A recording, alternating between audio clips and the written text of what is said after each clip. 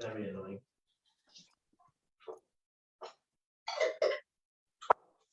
There's only Steve and me. Hi, Vicky.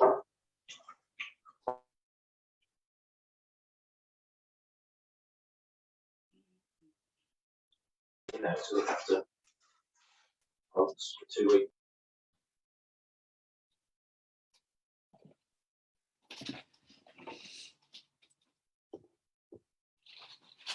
Can you hear me now? Can you hear me, guys? I can hear you. You can hear me. Could you hear me before? No. No, all right. I've got this microphone and I don't know. I thought it would help, but I just was looking at the sound yesterday. It wasn't that great, but I'll just leave it like this. I'm not really sure what's going on with it. And how is it? Technology. I'm freezing. I'm sitting in my coat and a blanket in the house. Oh, are you? Okay. Fair enough. Oh, dear. I'm the other way. I'm absolutely I boiling. put my hood on as well, actually. It's not that cold. I'll show you my face. Hi, Katia. How are you? Yeah, I'm all right. Good. Still all right. Hi, darling. Nice to see you. I'm so hot. Okay. You're hot. You're hot and you're cold. Okay, right. We'll work with that. Right. I just let you know we are live in the group, and but nobody can see you. They can only see me. So, but I will mute everyone before I start. So today is all about emotional eating, and yeah, I'm doing these live sessions. It's really all stuff from my program, and I obviously work with women on my 12-week program on this stuff. It's not something that I've really pushed in the group that much because to be honest, I haven't had the time. That's more like it. But I've lately, you know, I really am passionate about this stuff, and it really works. So I want to share it with as many people as possible. That's my kind of mission these days, is to like share this stuff. I struggled for years with all this. Well, today we're talking about emotional eating, but yeah. So I just and I know so many women do, and most diet plans just really ignore this side of it. But it's actually the side of it that creates lasting change. So so this is what it's all about. And I started off this yoga group. I know Katia has been in his group for a long time, about a year and a half, I think it was. I started it, but it was a lot about yoga before, but now it's kind of evolved into weight loss as well, and the stuff that I teach in my program. So yeah, so obviously I'm a yoga teacher, but I'm also a weight loss coach, and also I run retreats and lots of other events, yoga events if you live locally. So, but yeah, that's me. I'm going to go into my presentation now. So I'm going to share my screen. I've got so many things open that I'm going to, there it is. So I'm just going to click off. I'm just going to mute you, Katia, just in case there's any background noise. Okay. Not that I don't want to hear your lovely voice, but actually I don't. So right, here we go.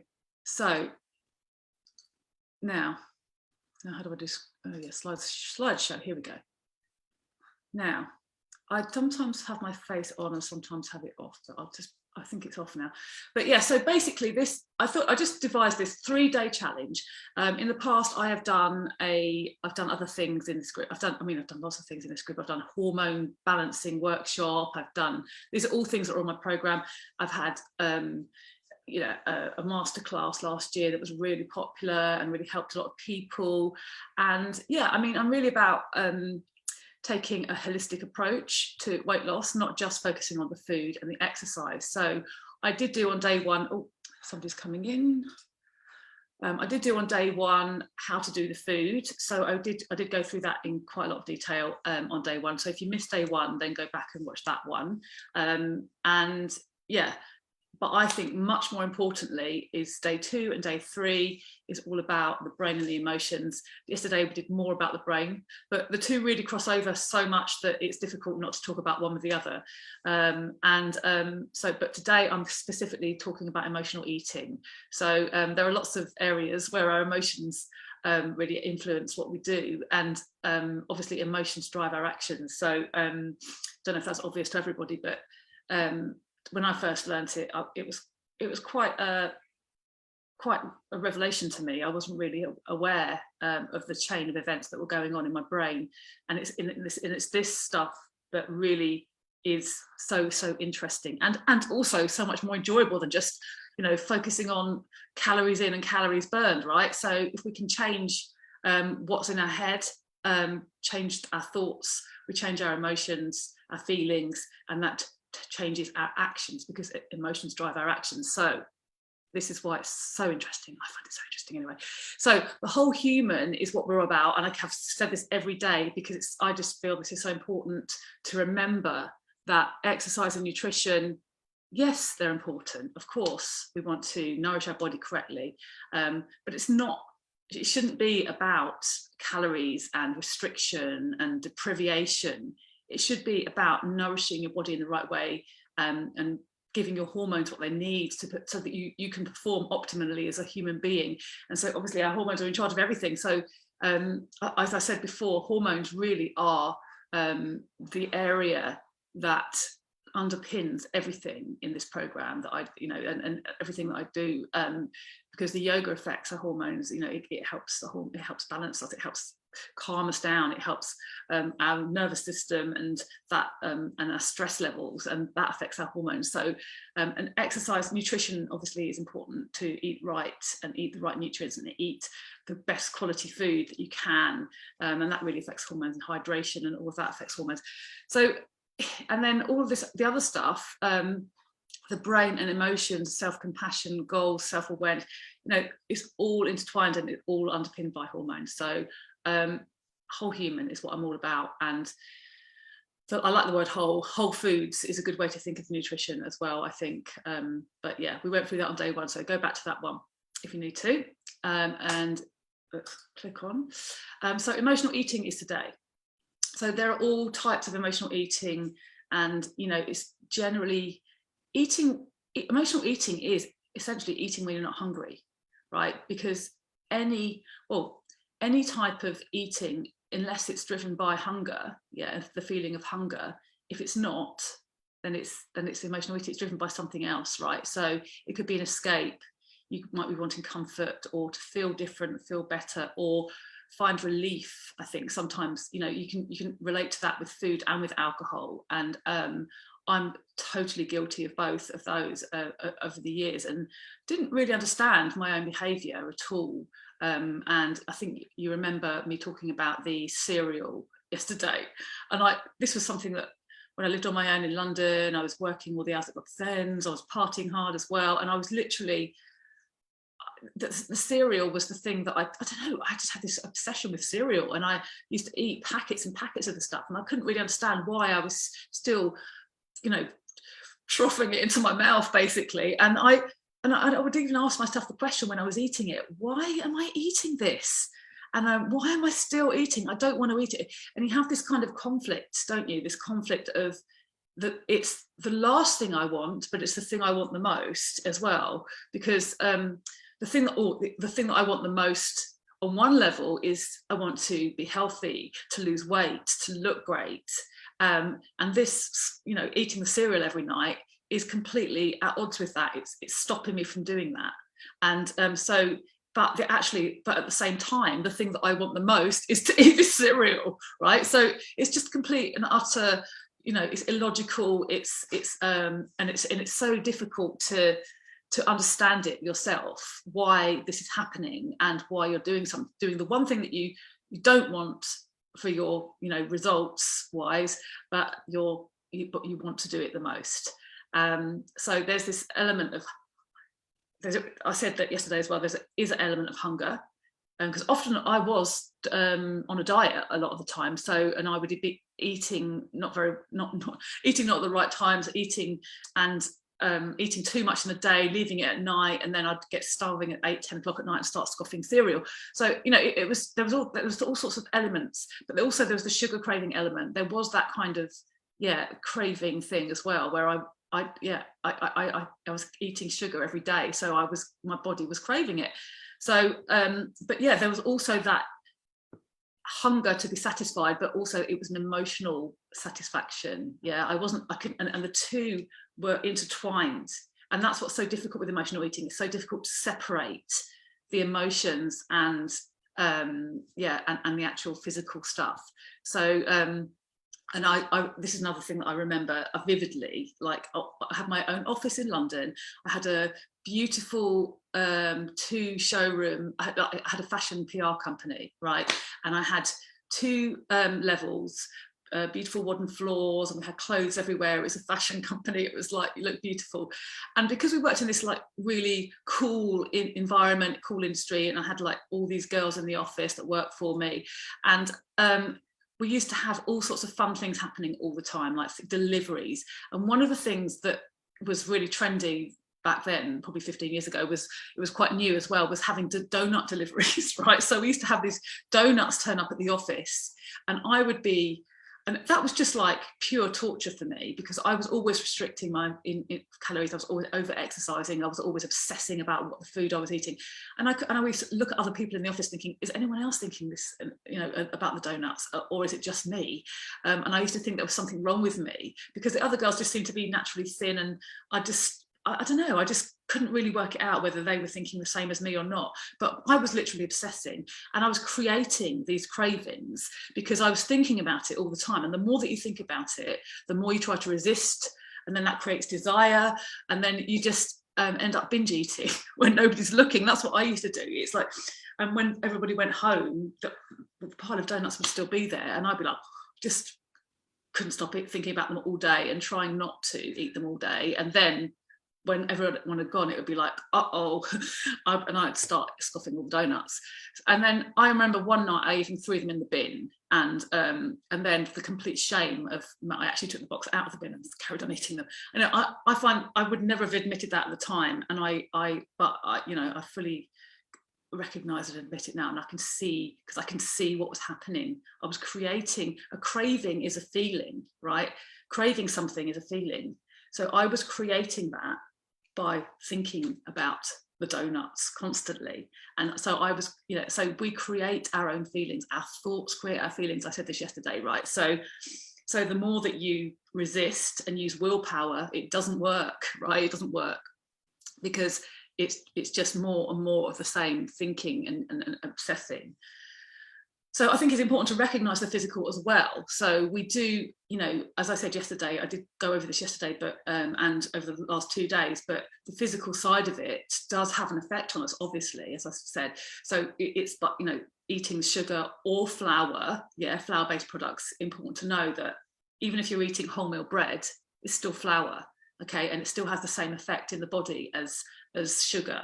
Right, so people don't realize that, and so this is when you go into this in detail with a nutritionist, you work out that flour and sugar are the 2 things that spike your insulin, and that in turn puts your body into fat storage mode. Okay, so that's what we want to avoid, especially in the weight loss period. Okay, in that first period, and you can introduce it. And I talked about our joy eats as well. So so we've got to recognise that, it's important to not deprive yourself completely and have that joy eat once a week at least. And then, and also to recognise the difference between a joy eat and emotional eating. Okay, a joy eat is deciding that you are deciding and planning it in and doing it guilt-free. Emotional eating is there's a lot of guilt involved in emotional eating usually, so, and I'm going to talk about that in more detail. But so anyway, the other thing the physical stuff does, it throws off hunger signals, because there's high calories in this food but low nutrients, right? So it's completely throwing off the natural hunger. So it's like, oh god, this your body thinks that it's had a big meal because there's so many calories, but then it doesn't last very long, and it's gone, and so you're like, oh, hungry again, and it's like that spike as I was talking about before, and that can cause inflammation in the body, which again messes with insulin. And remember also that there's this dopamine reward system. It's that craving the sugar spikes, and it's kind of that pleasure, and you get that like with other things like, yeah, I talked about cocaine. People often compare sugar and cocaine, and it is a similar effect that it has on the dopamine reward system. So just know, okay, there's so much to go into detail here. I'm not going to go into detail. I'm just trying to top line it, but it's interesting to know that if you fill up on the right food and give your body what it needs, as I said on day one, yeah, your cravings will reduce anyway. So that's on the physical side. Look after what you're eating, look after your nutrient intake and quality of food, hydration, you know, all of the things. And sleep as well is really important. Yeah, so all of this helps balance your hormones and reduces your cravings. Okay, so then there's the emotional. So as I said earlier, the two get tangled up, don't they? So, and satisfaction was one that I could not untangle for such a long time, because I would think after my meal, I'm not satisfied, I'm still hungry, and I'll be like, I hadn't given it enough time for actually the food to go into my belly, and B, I was, you know, craving sweet things, and I was craving whatever, and I couldn't work out whether I was actually dissatisfied physically or emotionally, and I worked out that it was mostly emotional in the end. But so that's another story to go into, but I won't today. But yeah, I mean, it's untangling this stuff, and that's what we do on my program. We literally open up your brain and start untangling all this, picking one thread at a time. Yeah, so and it's the best way to deal with it is just to do it thread by thread. So we believe, yeah, you know, and this emotional eating is believing that we need the food or the glass of wine or whatever it is to feel better. Yeah, and that is so tangled up, and that again, it's like the satisfaction thing. It's really, really tangled up. You come home and you do it for the relief, to feel better, and you really believe that that is the case. So afterwards, though, yeah, it is momentary, isn't it? This kind of relief, satisfaction, it's momentary. It's not permanent, yeah, because afterwards we feel worse. So we go into that low state of shame, guilt, frustration, and this is what I call it, the low cycle, yeah, so those low feelings drive emotional eating further, right? And you get into this harmful cycle of, and this is what I was in for years, and so many women I deal with are in this cycle, and they don't realise, and that's where it's different for everybody, but it's really, like I said, it's unpicking it thread by thread, and really recognising what it is that's causing you to, what's driving you to pick up that bowl of cereal or donut, whatever it is for me, and eat it. Because, as I said, your emotions drive your actions, your feelings drive your actions. So there's something going on there, and I've got a technique that I'm going to teach you in a minute. So that's my dog. Go down, lie down. So she's barking downstairs.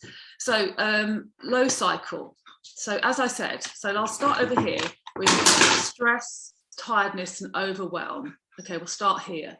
So you start to feel these emotions, stress, tiredness, overwhelm, and that triggers the eating, yeah? Because you have that belief that the eating or the alcohol relieves the stress and the tiredness or the overwhelm or whatever it is you're feeling. It could be even loneliness. Overwhelm was a big one for me, actually. Overwhelm as well. I used to feel like I had so much to do and I didn't know where to start. So I'll just go and get a snack before I start. And by the way, as well, on that, I'll just go and get a snack before I start, or I'll drink or whatever. You know, just know as well that the advertising industry and all these products that are marketed to us that are bad for us, you know, have a break, have a Kit Kat, they use the exact same like strategies that I'm teaching you to get out of. They use those exact same strategies to sell to you, right? So yeah, it's like, oh, and we're taught by the advertising to go and take a break and have a Kit Kat. So, you know, so yeah, triggers emotional. So that triggers the eating or the alcohol. And then you have this feel better in the moment, don't you? As you're actually eating, it's like, oh yeah, it's really not, oh God, I feel so much better now. Or I have that glass of wine and I feel so much better. And it does, there is a momentary pleasure thing going on, and there's a chemical release, it's a dopamine hit, and you feel more relaxed, you feel better. And but it's different for every person, but some people were able to stay there for quite a while and just keep eating. Because what we're doing when we're eating, we're avoiding, we're diverting the feelings. Okay, so instead of dealing with the feelings, we're having something to eat to relieve it instead. So we then, you may resist it for a number of hours or a day or however long it goes on for you. And yeah, it could be like something that you're doing constantly. I mean, I used to graze all day actually sometimes, and I'd just be kind of, mindlessly eating all day long, and that counts as a binge as well, to be honest, because you're just not even keeping track of what you're putting in your mouth. And I used to do that all the time. This was another thing I used to do, but that was as a result of just constantly feeling stressed. Yeah, I felt like I was crawling out of my own skin half the time, and it was just like a constant, just have a, whatever it is, and yeah, that's what the donuts were there sitting on the side, or whatever it was that had been delivered that day.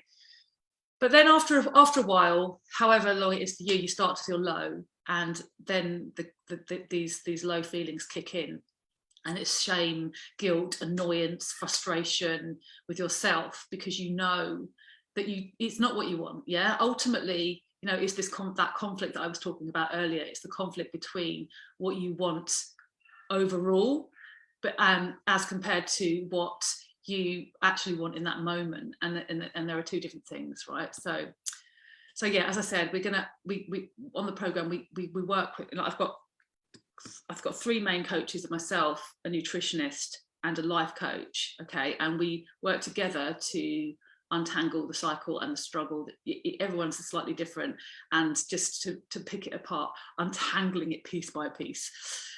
So here's my technique for today, right? Okay, and this really does take some practice, but it really, really does work to end emotional eating, right? So first of all, is the pause, yeah, and I call it the 30-minute pause, right?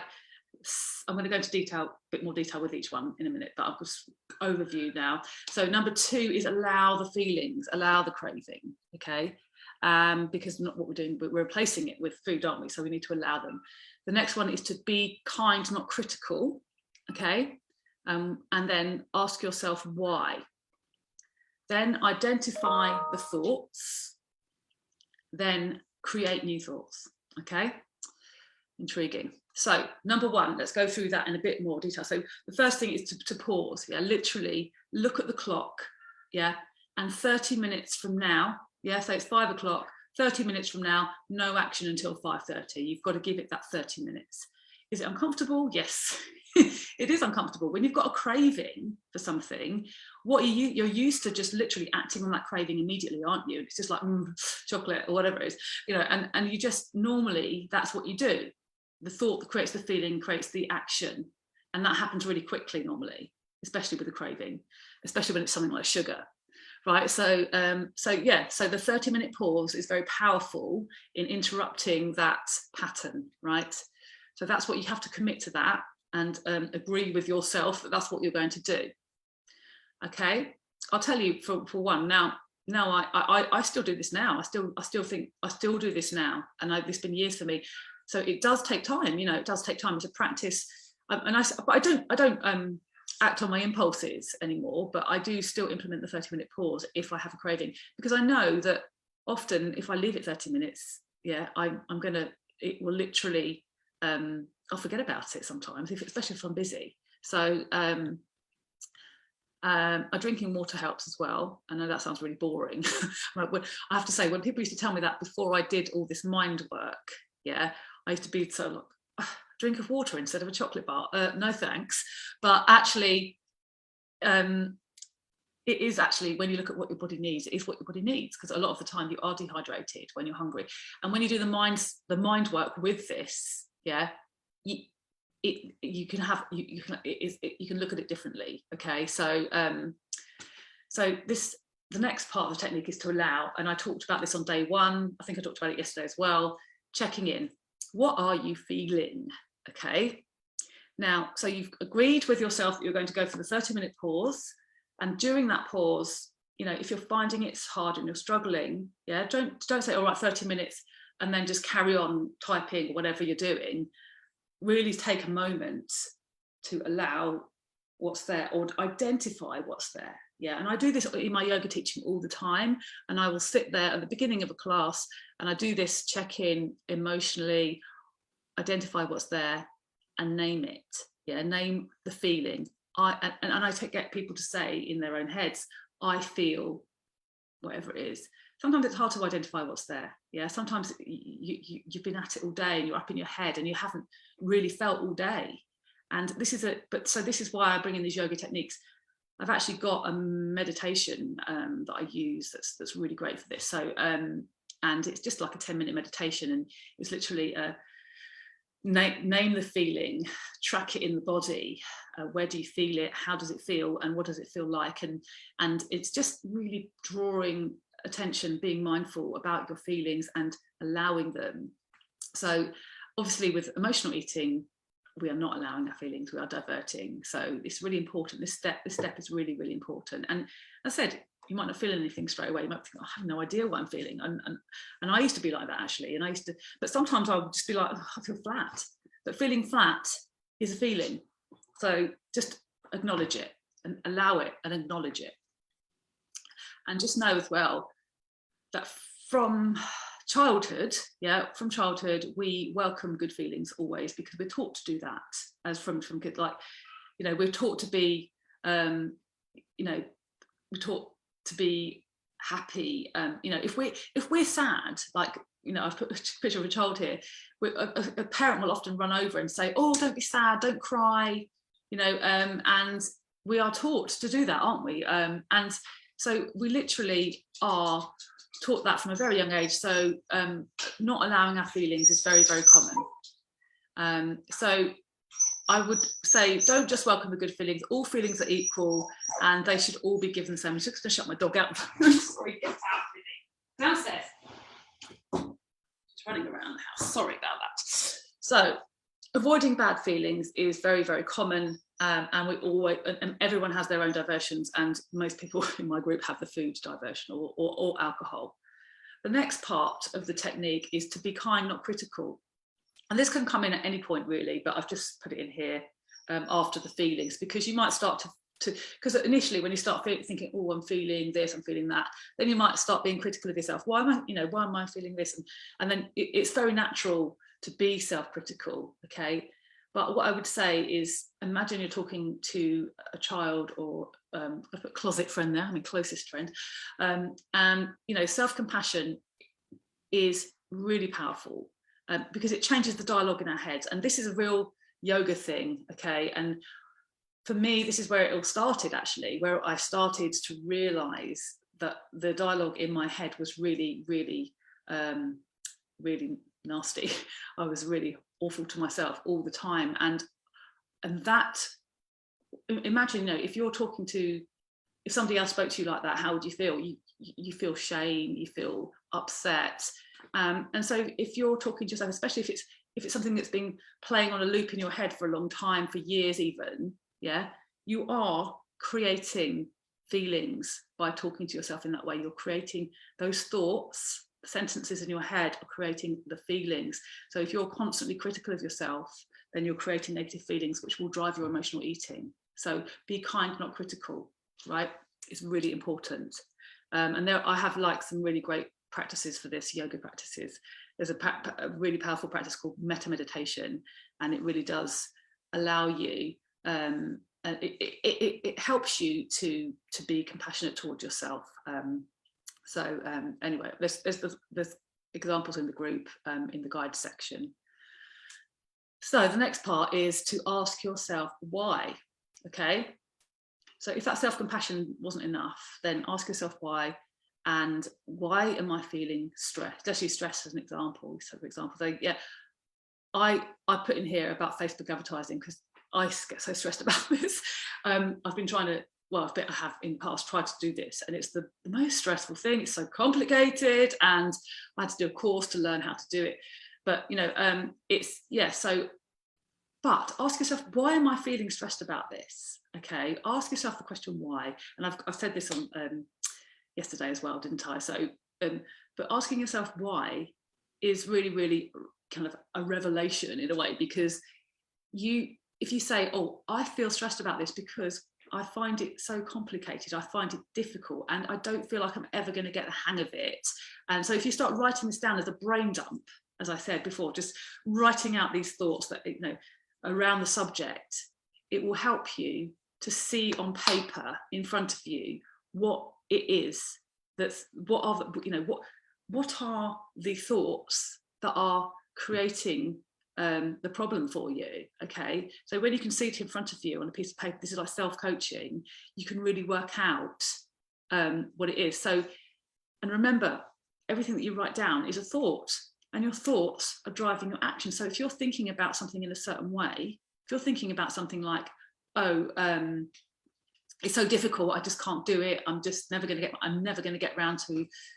get my head around it, it's just too difficult for me, that. And if you're thinking that, that's going to be generating the unhelpful thoughts generate unhelpful feelings, right? So that's going to be generating the feeling of stress, which will drive your emotional eating, right? So these thoughts create feelings. So that's a really good way to work out what the thoughts are that you're thinking that are creating the feelings and the actions that you don't want, right? I hope this is making sense.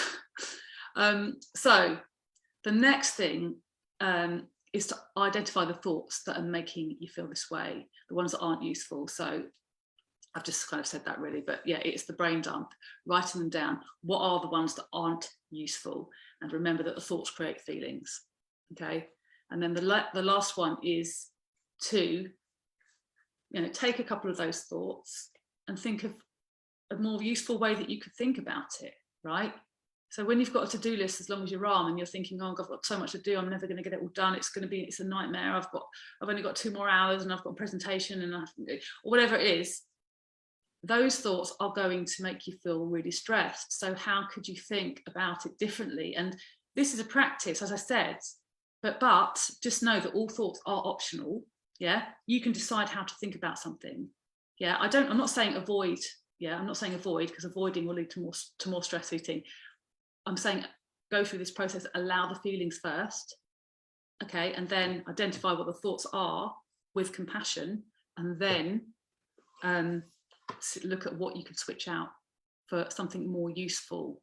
So what would be a more useful thought? That I've got so much to do, I'm never going to get it all done, I'm drowning.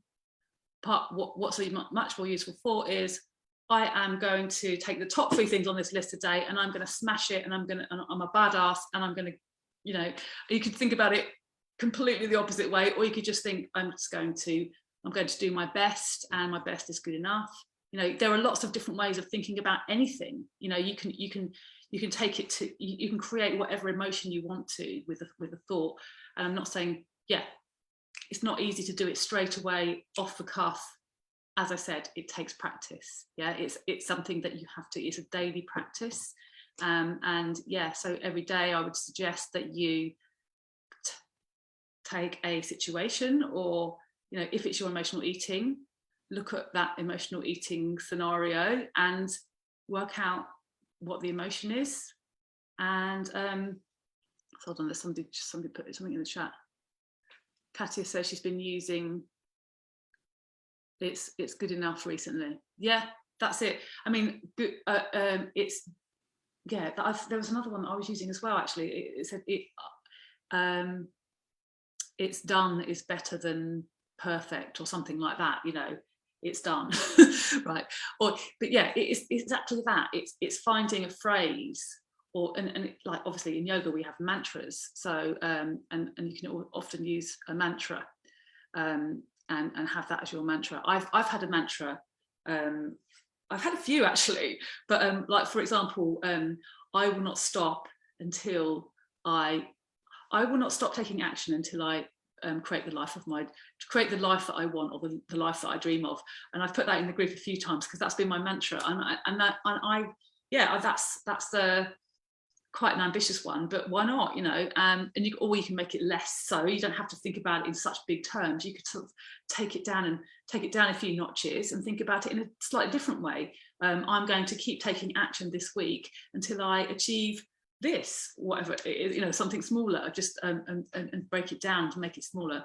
So I'm going to keep taking action until I reach my goal. It's really worked for me. So in many ways, and different goals that I've got. So and it makes me feel, what does it make me? It generates a feeling of motivation, of commitment. Okay, commitment is really important. Okay, because obviously that's one thing that we often lose, isn't it, when we're on a weight loss journey, especially, or with anything, you know. So so it's looking at what thoughts can this is like generating thoughts and feelings on purpose, and what thought can I repeat and to create the feeling that I need so the feeling of commitment to reach my goals. And the goal is created by the action. So it's, yeah, so if you're thinking something like, oh god, this is too hard, I'm going to give up, you know, you create a feeling of demotivation, which isn't going to get you to your goal. So it's just kind of, yeah, it's looking at it in it's kind of like strategic way. Okay, so that was my technique. You can obviously, this will be recorded in the group, but I do have, obviously, I love this coaching. I'm so passionate about this. And I would say, definitely, if anyone watching is really resonating, I would love to invite you to my 12-week program. We work on the whole human, as I said earlier. We manage thoughts and feelings to change actions and get the results that you want. And that's why this works, where I would say like going to Weight Watchers or whatever doesn't work, because it doesn't address what's underneath. It takes practice and commitment and consistency, but on the program you're taken through the process. You can do this, absolutely do this on your own, and take the techniques and everything that I've given you and go off and do your best on your own. And that's, you know, I've given you some really brilliant strategies over the last 3 days. So, but I'm just kind of obviously really proud of my program, really proud of what I've achieved with my clients. And so if anybody would be interested, please do let me know. Remember, it's that stuff that I talked about yesterday, what 99% of weight loss plans ignore. It's the tip of the iceberg, yeah, is the action of eating. Below that is all the thoughts and feelings, and yeah, everything that's creating the actions and the results. So obviously, if you look at point 1 and 2, if you change your thinking and your feelings, then you'll change your action and your results. But if you just, like most weight loss plans only deal with 3 and 4. Yeah, they just say, just change what you're eating, change your exercise, and you'll get different results. But it doesn't stick, because they're not dealing with the things that happened before that. So all the bit underneath the iceberg. So this is about developing emotional IQ, yeah, and, you know, managing your thoughts, yeah, instead of just focusing on the food, as I just said. So, and doing it alone is quite hard, and it does really, really help to have the coaching and to be given a step-by-step process in effect. So yoga also really does facilitate. I have hardly talked about yoga, but it does, you know, as I said, for me, it started with yoga because I was starting to feel more with yoga, and that was helping me with my emotional eating, because yoga removes the outer layers of conditioning that we've built up over years. It really does serve to do that, because you're dropping out of your head and where all the brain stuff is that's generally controlling what you do, and you drop into your body where you feel your emotions, and because we're slowing down with the breath, and it helps train you to move through the uncomfortable as well. So yoga on the mat, lots of uncomfortable postures and staying things for a long time, and it really does train you to it flexes that muscle of like moving through uncomfortable situations, which is what you need to do with the weight loss as well. It also teaches you self-compassion, and the self-compassion practice 100% came from yoga, and it happened to me over time. Like, it took years, okay, for it to all just things to just these particular areas, the conditioning, the outer layers, feeling more, training you to move through the uncomfortable, and self-compassion, these things happen to me over years through yoga. Okay, but I've put everything that I know from these areas combined with the coaching now to accelerate the process. Okay, because it could take you 20 years if you just did yoga alone. So yeah, as I said, coaching, it's experts helping you navigate your brain. It accelerates the process. So what you can't see yourself, a coach can see that quite clearly, and it's the safety and support as well. That aspect has been really appealing to my clients. So self-compassion. So know that putting yourself first. Just know that people have guilt around this. Yeah, people have guilt about putting themselves first, and fair enough. It's well, put it this way. We know that guilt is an emotion that probably wouldn't serve us in the emotional eating states anyway, because it probably drive emotional eating when you feel guilty. It used to, for me, definitely guilt was a big trigger for me. But just know that also making your emotional needs a priority is not just kind to yourself, it's also kind to everyone else around you. If you live with other people, just know what you've heard the expression, you can't fill from an empty cup, and it's totally true. And my family have totally got used to me coming up to my yoga room and sitting up here and saying, right, goodbye, I need some time. So I just think if you are struggling with this, and why not employ people to help you? And I've totally of that mindset now. And I have coaches. I have a business coach, and I've got my yoga coaches, obviously, but I also have a life coach. It's actually the one, a nutritionist that I dip in and dip out with her now. I don't need to totally be on it with the nutritionist anymore, but I do have my mindset coaching, and I will definitely lean on them, and it helps me. It saves me time, it saves me effort, it saves it's a no-brainer for me. So this is what the life coaching does. It actually it kind of will go right into your limiting beliefs. If you feel it's not going to work for me, it's always going to be a struggle for me, it's not possible for me, then that is if that's what you're thinking, like at the end of the practice, that's how I used to think. I can't lose weight. I can't lose weight and keep up. I'm never going to be a naturally thin person. I'm never going to be able to do that. I'm never going to achieve it. I'm always going to struggle. And that's what I believed. So that's what I was. Okay. So yeah, the coaching really helps with that as well. And there's some just some, I put these up the other day, but there's some testimonials from some of my clients. I was so sick of dieting and never knowing what the right thing to eat was. And I'd get in such a mess over whether to eat a banana or some pasta. And that, you can, like I say, when you're laser focusing on the food, that really does become quite a huge thing. Because like I've just eaten a banana, and I'm not supposed to eat that. I'm not allowed to. And remember I said to you yesterday that kind of black and white thinking really is really most unuseful. So and we develop a toolkit. So she said the toolkit I use now when I need it, and it helps me be mindful and think differently. Obviously all the knowledge about hormones and eating healthily with a non-restrictive mindset really helps enormously. That's a huge thing for people it's a shift in mindset and the way that you think about eating. It's like saying I'm not allowed something, and supporting your hormones doing something that's good for you, and getting rid of the dieting. And there's another client here says she felt like she hasn't dieted. She's learned the skills that she needed to be mindful about what she eats, and not restricting, again listening to her body, stopping eating low-fat diet products, which are all pretty much bad for you anyway. It's all processed crap, it really is. It's just there's no nutrition in a lot of it, like diet yogurts and things like there's just no point. And it actually activates the insulin in your body and puts you into fat storage mode, most of it. So learning to trust yourself. I haven't gone into that very much, but that does come under the self-compassion. But that's another aspect, is learning to trust yourself and your body, and getting back to your natural healthy weight. Okay, that was huge for me.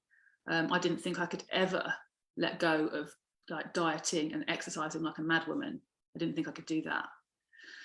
So nothing worthwhile should ever make you feel bad about yourself, and that's the key. That's the key. If you have that as a mantra in your head, then that you can't go far wrong with that. Create what you love. So, and that's what my program's all about, is working with each client individually to create what you love. Okay, so I'm going to give you the prices and everything now. So it's a 12-week program, okay, and it's a step-by-step online platform, and you have lifetime access to that. And you have one-to-one coaching with moi, and I say 3 hours, but it's always more. But then we have a mindset coach, you have time with her, nutritionist. As you know, these things work together. Then you have all your live yoga classes. You have a weekly tailored self-care and exercise program. So I do that, write that for you every week, and we adjust it. You also have a one-to-one with me at the beginning to like assess you. I have Voxer is a bit like WhatsApp. I've never not heard of that, but I speak to my clients on there. Any questions that you've got at any point, you can just ask. And then you have a discount on my retreats for life as well. I give everyone a 10% discount on my retreat if you do my program. Got quite a few people coming on my retreat this time from a program that did the program last year, enjoying the discounts. You get a journal and a goodie bag full of lovely goodies, I do a lot with Welleda skin food, and I've got Purition, who I'm a brand ambassador for, and so that we've got some stuff of theirs, and there's a fruit juice that I work with as well, and another skincare brand. So you get all these things as well, and the cost of my program over the 12 weeks is £2,500 US dollars, 3,280. Okay, so that is. So if you look at everything that you're getting and the transformation that you're getting, it is extremely good value. I'm really, really proud of what I've put together, and I've got, if you want to see any, if you would like to see any testimonials from my clients, I've got like long written testimonials. I've just picked out a few things there. I'm offering a special offer. So if anybody is interested in booking a call with me to talk about it, it's no obligation on the call, obviously, but you do, if you book the offer if you book a call with me by tomorrow, you'll receive £200 off the price, yeah, or 262 US dollars, and 2 extra hour coaching sessions with me. You can choose what you want those to be. It could be one-to-one yoga, or it could be, weight loss coaching. So, and that's worth £150 as well. And then you get a 30% discount on Sweaty Betty clothing, and who would not like that? So hold on, there's another message here. Oh, okay, thanks, Katia. So going on to the next page. So here's the link to actually book a call, and it's OnceHub /go.oncehub.com/Vicky Snow. And if you book a call with me, so this is the deal. You book a call with me by tomorrow. It doesn't have to be tomorrow, but you have to just book it in by tomorrow. Then you get this really amazing offer.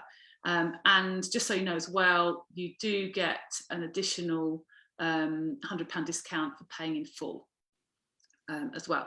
So, or you can have the instalment option, which is £600 per month.